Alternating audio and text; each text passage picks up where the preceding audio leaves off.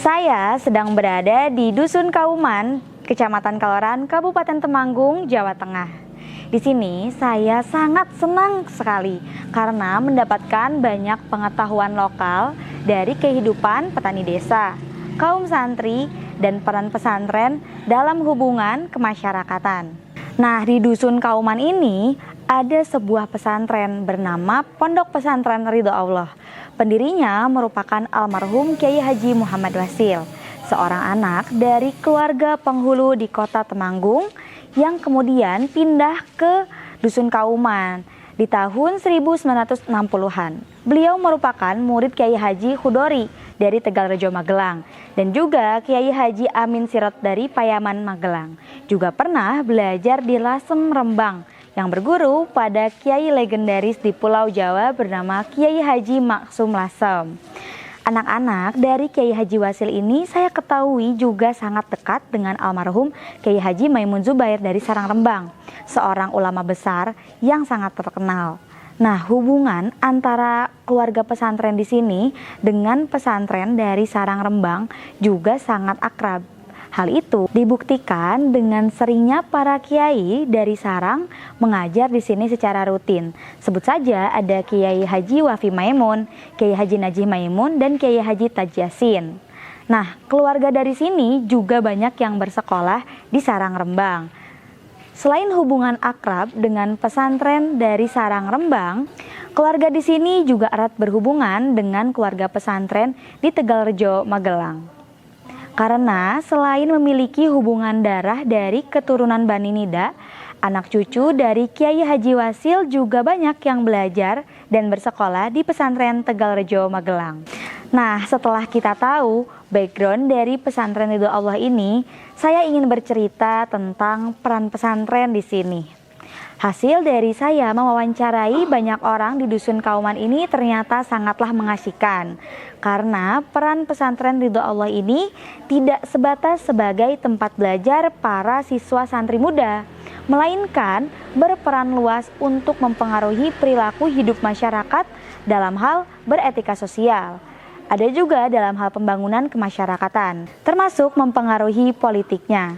Masyarakat Kauman termasuk masyarakat Kaloran sangat menghormati keluarga kiai, bukan semata karena ilmu agamanya saja, melainkan karena keterlibatan keluarga kiai dalam urusan pemajuan masyarakat petani yang meliputi pendidikan, sosial, dan juga ekonomi. Apa yang khas dari pesantren, terutama pada pesantren Ridho Allah ini? Pertama, keluarga kiai hidup menyatu dalam masyarakat dan tidak menutup pintu terhadap siapapun yang ingin berbicara. Pesantren bukan sarana untuk membangun oligarki atau merawat kekastaan feodalisme, melainkan menjadi ruang bersama di mana rakyat kecil mendapatkan ruang untuk berbicara dengan orang-orang yang berpendidikan. Banyak sekali urusan hidup rakyat kecil, terutama buruh tani yang membutuhkan teman bicara. Karena problem rakyat kecil di desa yang menemukan solusi. Inilah pesantren, kemudian mendapatkan dukungan total dari masyarakat. Yang kedua, pesantren menjadi bagian dari usaha jembatan sosial satu warga dengan warga lain. Karena keterbukaannya sebagai jembatan komunikasi antar warga, satu sama lain dari warga ini merasa nyaman untuk membicarakan persoalan lokalnya dan saling bertukar pikiran satu sama lain. Kita tahu dalam kehidupan bermasyarakat itu satu sama lain saling terpisahkan oleh sungai. Untuk melewati sungai dibutuhkan jembatan. Nah, karena peran inilah pesantren Ridho Allah menjadi tempat yang baik dan selalu dibutuhkan masyarakat. Ingat, kebutuhan masyarakat bukan hanya belajar dan sekolah secara formal. Masyarakat setiap hari membutuhkan afiliasi sosial guna terciptanya kohesivitas atau kekompakan untuk menghasilkan tindakan kebaikan bersama. Dan dari sinilah para kiai yang sungguh-sungguh ingin menjadi kiai mesti memerankan diri sebagai sosok yang bisa berkomunikasi dan bersedia menautkan satu sama lain. Pelayanan keluarga kiai yang menonjol di masyarakat membuat ribuan orang merasa memiliki tempat untuk berbagi, berkonsultasi, dan merencanakan kegiatan-kegiatan sosial. Bahkan, urusan kesenian pun dibicarakan di pesantren. Kalau kita ingat, istilah pesantren adalah subkultur dari Gus Dur.